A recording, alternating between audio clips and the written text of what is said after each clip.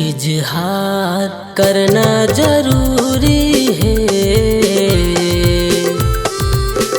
आज अपन सजनीला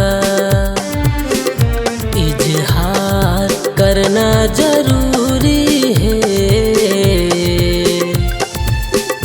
आज अपन सजनीला चाहे बरसे पानी कत को कड़के चाहे बादल, चाहे बरसे पानी कत को कड़के चाहे बादल, कड़के चाहे बादल।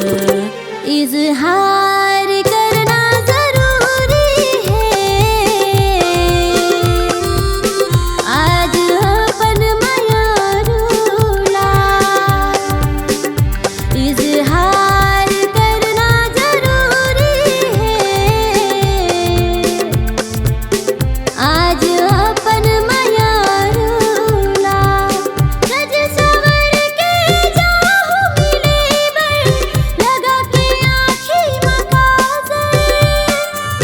सज सवर के जाहू मिले बर लगा के आँखी मकाज़र, लगा के आँखी मकाज़र। इजहार करना जरूरी है। आज अपन सजनीला इजहार करना जरूरी है। आज अपन सजनीला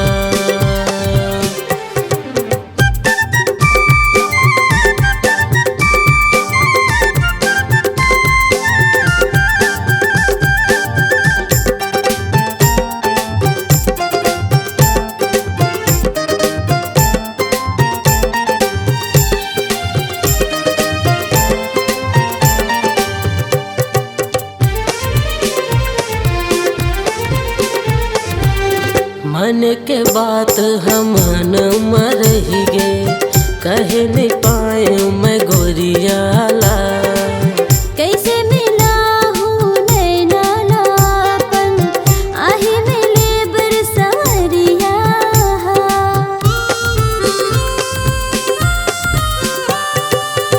मन के बात हमन मरही गे, कह नहीं पाए मैं गोरियाला। कैसे मिला हूँ नैना लापन आही मिले बरसवरिया। लाज शर्म ला छोड़ के मैं हाँ कहूँ आई लव यू ना। लाज शर्म ला छोड़ के मैं हाँ कहूँ आई लव यू ना, कहूँ आई लव यू ना। इजहार करना जरूरी है। आज अपन सजनीला इजहार करना जरूरी है। आज अपन मयारूला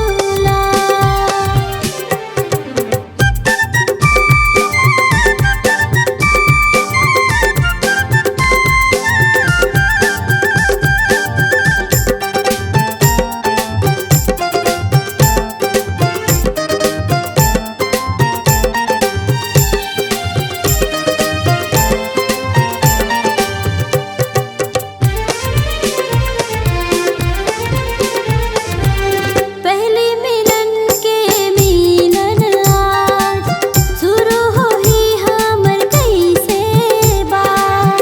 खोल के रख देहूँ दिल के रात, हो ही हमर जब मुलाकात।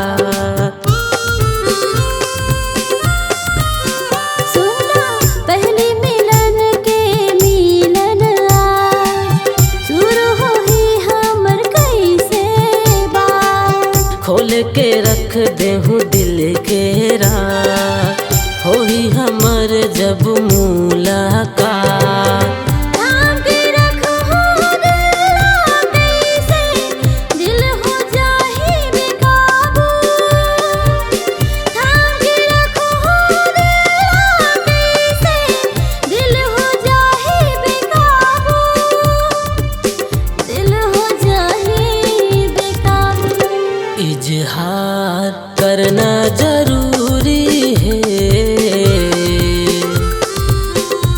आज अपन सजनीला इजहार करना जरूरी है, आज अपन मयारूला। चाहे बरसे पानी कतको कड़के चाहे बादल, चाहे बरसे पानी कतको कड़के चाहे बादल, कड़के चाहे बादल।